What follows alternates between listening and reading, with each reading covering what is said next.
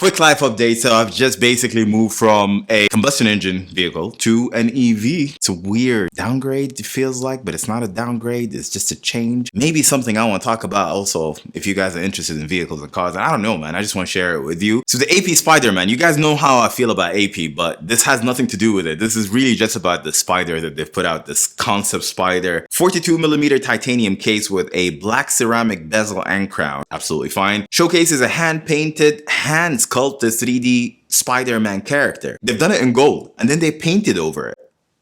Why? Why would you do that, man? That's crazy. With white gold hour markers and luminescent coating on the other hand with an interchangeability system. I gotta give them that, man. You know, when you look at the eyes of Spider-Man, the coating on it, it's kind of cool. And the interchangeability system, that's nothing new, but that's not innovation. Interchangeability for straps is a default that all watch brands should incorporate in 2023. I mean, this is the new norm. Why do I want to go back to the boutique to change the strap or just get a whole toolkit? Give me that click, move out, move in. Shout out to Vacheron, the first that had done it. Well, I think Cartier first. Cartier, yeah, and then Vacheron. But going back to this Spider-Man situation, I mean, I don't know, man. I feel like AP missed the bus, to be completely honest. They've done the Chadwick Boseman, and that is what added weight to that Black Panther concept.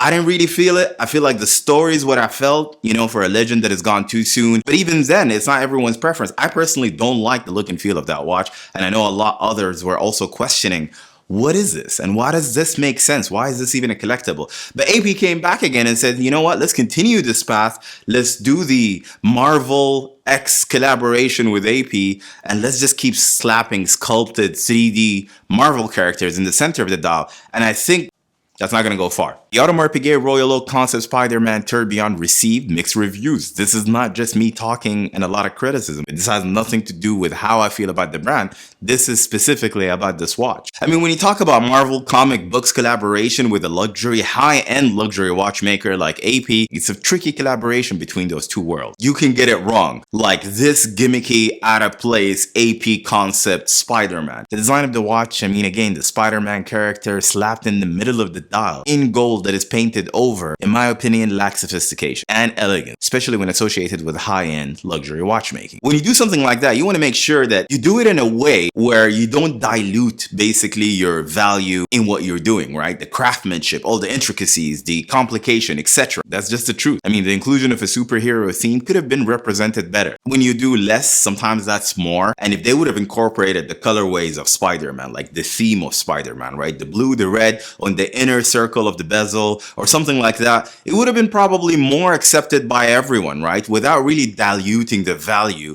of AP being an amazing watchmaker, right? But when everything is dedicated to the Spider-Man slapped in the center, that is why this watch costs a hefty price of $214,000 plus dollars. That's an issue, right? Because then I'm not even talking about the tourbillon. Mind you, this is a tourbillon watch. It has that complication.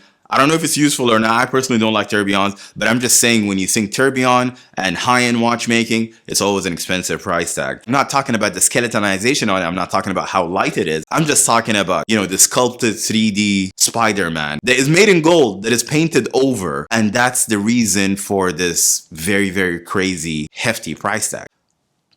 I think that's stupid. And yeah, so watch dealers will talk to you, man. You know, I caught a few channels, a few videos where, you know, they'll hype it up, of course, especially for those who are looking to gamble, see who can get it first. But the truth is, man, that's what they have to do. They have to hype it up for you because that's their business. That's their bread and butter. They'll tell you won't even find one if you wanted to, but who's looking? Just to give you the other side of the spectrum here. I'm not a dealer. I like watches. I wear watches because I like them. I don't think this is the watch that you want to spend $214,000 on. Not even the limited edition of it. Now, the conclusion in this short video is very simple, right? The concept of merging Marvel icons with luxury watches detracts, in my opinion, from the timepiece horological significance. I think high-end watches should be appreciated for the technical advancements within them. Sculpting a Marvel character is not technical advancement, and that is surely not innovation. I think there is a time and place in life for everything. I think now is the time to go back to what revolves around the classic design choices and good pricing as well, or pricing that is at least justified. the actual horological significance. I say this, and one thing, of course, that is very, very important, just to be fair to note,